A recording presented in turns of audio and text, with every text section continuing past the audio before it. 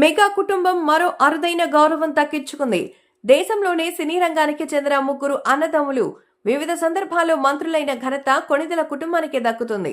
అప్పట్లో మెగాస్టార్ చిరంజీవి, ఆ తర్వాత పవన్ కళ్యాణ్, ఇప్పుడు నాగబాబు ఆ అరుదైన గౌరవాన్ని దక్కించుకున్నారు. సినీ పరిశ్రమలో తనకంటూ ఒక ఇమేజ్ సృష్టించుకున్నారు మెగాస్టార్ చిరంజీవి. అతి సామాన్యుడిగా సినీ పరిశ్రమలో అడుగుపెట్టి అనతి కాలంలోనే హీరోగా గుర్తించబడ్డారు. విపరీతమైన స్టార్డమ్ ని సొంతం చేసుకున్నారు. ఈ క్రమంలోనే తన నటవారసుడిగా నాగబాబుని రంగంలోకి దించారు. రాక్షసుడు సినిమాలో నటుడిగా పరిచయం చేశారు. ఆ తర్వాత నాగబాబు హీరోగా చాలా సినిమాలు చేసినా ఆశించిన స్థాయిలో రాణించలేకపోయారు. అటు తర్వాత నిర్మాతగా అవతారం ఎత్తారు. అంజనీ ప్రొడక్షన్స్ ఏర్పాటు చేశారు. సినిమాల్లో క్యారెక్టర్ ఆర్టిస్ట్ గా, బుల్లితెరలో హోస్ట్ గా వ్యవహరించారు. ఇక పవన్ కళ్యాణ్ గురించి చెప్పాల్సిన అవసరం లేదు. తనకంటూ సినీ పరిశ్రమలో ఒక ఇమేజ్ సొంతం చేసుకున్నారు. రాజకీయాల్లో అడుగుపెట్టి సెన్సేషన్ క్రియేట్ చేశారు.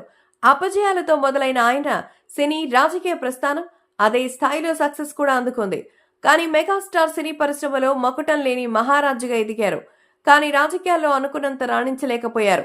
ఆ లోటుని భర్తీ చేశారు mega power star Pawan Kalyan.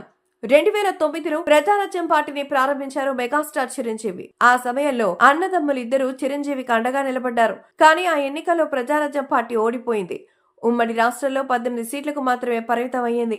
అయితే అక్కడ కొద్ది రోజులకే కాంగ్రెస్ పార్టీలో విలీనమైంది ప్రజారాజ్యం. అప్పట్లో చిరంజీవి రాజ్యసభకు నామినేట్ అయ్యారు. మన్మోహన్ సింగ్ ప్రభుత్వంలో కేంద్ర మంత్రిగా వ్యవహరించారు. పర్యాటక శాఖ మంత్రిగా ఇండిపెండెంట్ హోదాలో పనిచేశారు. 2014 రాష్ట్ర విభజనకి ముందు జనసేన ఏర్పాటు చేశారు పవన్ కళ్యాణ్. కానీ ఆ ఎన్నికల్లో పోటీ చేయలేదు. రాష్ట్రంలో తెలుగుదేశం పార్టీకి, కేంద్రంలో బీజేపీకి మద్దతు తెలిపారు. దీంతో ఆ రెండు పార్టీలు విజయం సాధించాయి. ఈ నేపథ్యంలో పవన్ నిర్ణయాత్మక శక్తిగా ఆ ఎన్నికల్లో నిలిచారు.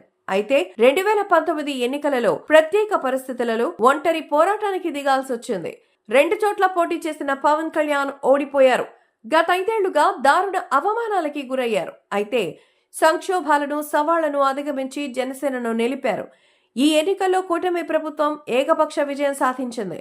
ఏపీ డిప్యూటీ సీఎంతో పాటు 6 శాఖలకు మంత్రిగా వ్యవహరిస్తున్నారు పవన్ కళ్యాణ్.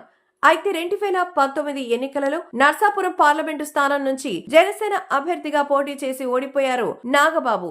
కానీ ఆ ఎన్నికల్లో ఓడిపోయిన తర్వాత నుంచి పార్టీ బలోపేతానికి కృషి చేస్తూనే వచ్చారు.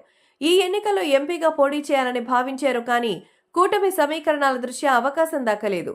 ఇప్పుడు రాజ్యసభకు వెళ్దాం అనుకున్న బీజేపీ పెద్దల కోరిక మేరకు రాజ్యసభ పదవిని వదులుకున్నారు పవన్. ఈ నేపథ్యంలో సీఎం చంద్రబాబు స్పందించారు. ఏపీ కేబినెట్ లో ఖాళీగా ఉన్న మంత్రి పదవిని నాగబాబుకు కేటాయించారు. నిన్ననే అధికారికంగా ప్రకటించారు. ఇలా ఒకే ఫ్యామిలీ నుంచి ముగ్గురు అన్నదమ్ములు మంత్రులుగా పనిచేయడం అనేది ఒక రికార్డుగా చెప్పొచ్చు. అందున సినీ పరిశ్రమకు చెందిన వ్యక్తులు ఈ ఘనత సాధించడం మరీ విశేషం.